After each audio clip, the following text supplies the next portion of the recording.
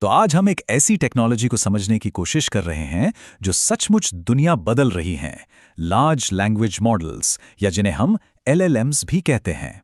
कभी सोचा है कि ये चैट जीपीटी जैसे टूल्स इतनी आसानी से बिल्कुल इंसानों की तरह बात कैसे कर पाते हैं? चलिए आज इसी के पीछे का राज जानते हैं।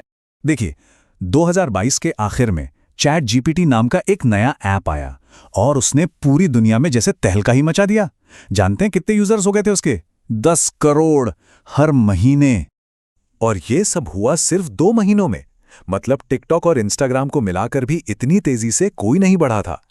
ये अपने आप में एक बहुत बड़े टेक्नोलॉजिकल बदलाव का सिग्नल था, जिसने पावरफुल एआई को आम लोगों तक पहुंचा दिया।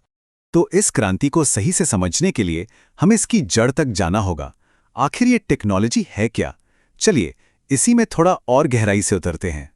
तो ये वो घटना है जिसने हर किसी का ध्यान अपनी तरफ खींचा है। अच्छा, तो अब जरा पर्दे के पीछे झांकते हैं और ये समझने की कोशिश करते हैं कि ये इतने पावरफुल मॉडल असल में काम कैसे करते हैं।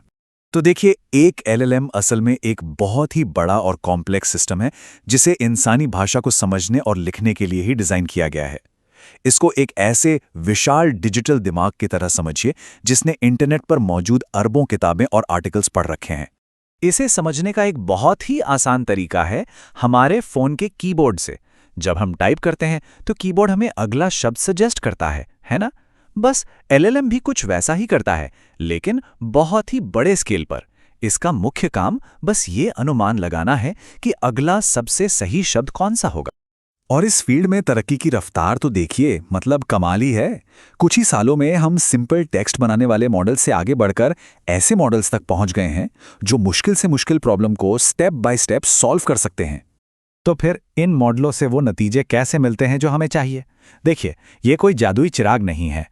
इन्हें सही तरीके से काम करने के लिए हमारे मार्गदर्शन की, यानी इंसानी गाइडेंस की जरूरत होती है।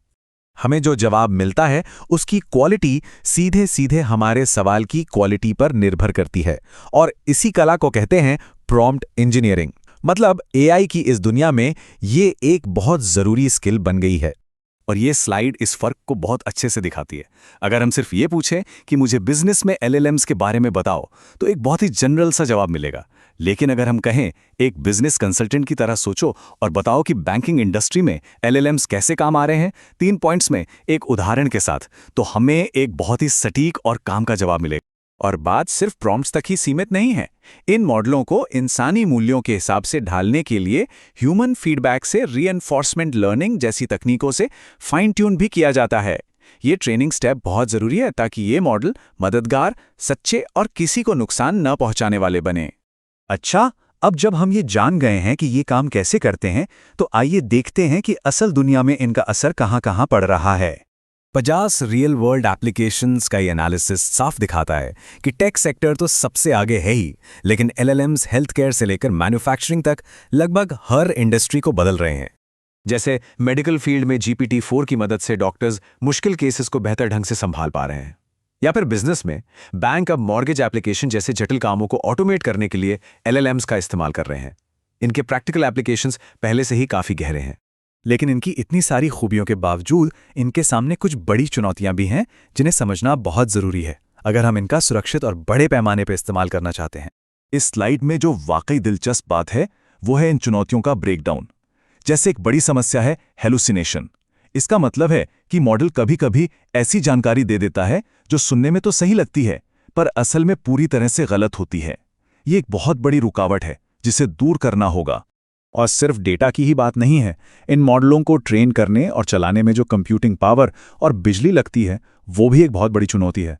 इसका पर्यावरण पर भी असर पड़ता है और खर्चा भी बहुत आता है। मिसाल के तौर पर 65 अरब पैरामीटर वाले LLMA मॉडल को चलाने के लिए कम से कम 8 V100 GPUs की जरूरत होती है। ये एक ऐसा इंफ्रास्ट्रक्चर है जो ज्यादातर संस्थानों की पहुंच से बाहर है। और इसके अलावा ये पक्का करना कि ये सिस्टम बिना किसी भेदभाव के काम करें और सुरक्षित रहें, एक लगातार बनी रहने वाली चुनौती है। सवाल ये उठता है कि हम ये कैसे सुनिश्चित करें कि इन शक्तिशाली टूल्स का इस्तेमाल हमेशा सही कामों के लिए ही हो। तो ये बात तो साफ है कि चुनौतियां असली हैं, लेकिन अच्छी बात यह है कि आगे का रास्ता भी एक्टिव इनोवेशन और मिलकर काम करने से ही निकलेगा। LLMs का भविष्य बेहतर टेस्टिंग, सिर्फ टेक्स्ट से आगे बढ़कर इमेज और स्पीच को समझने की क्षमता और अलग-अलग फील्ड के एक्सपर्ट्स के बीच सहयोग से ही तय होगा। और ये वाकई एक बहुत ही रोमांचक दौर है। एक बहुत बड़ा बदलाव आ रहा है रीजनिंग मॉडल्स के रूप में। ये मॉडल सिर्फ अगले शब्द का अंदाजा नहीं लगाते, बल्कि किसी भी जवाब पर पहुंचने से पहले उस समस्या के बारे में स्टेप बाय स्टेप सोचते हैं। ये कुछ ऐसा है जैसे किसी तोते को सिर्फ शब्द रटाने के बजाय उसे तर्क करना सिखा दिया गया हो। तो आखिर में ये टेक्नोलॉजी एक आईने की तरह है। ये हमारे इरादों और हमारे मूल्यों को ही दर्शाएगी। इसका भविष्य में क्या असर होगा, ये पूरी तरह से इस बात पर निर्भर करता है कि आज हम क्या फैसले लेते हैं। तो असली सवाल ये है, हम इस शक्ति का उपयोग कैसे करेंगे?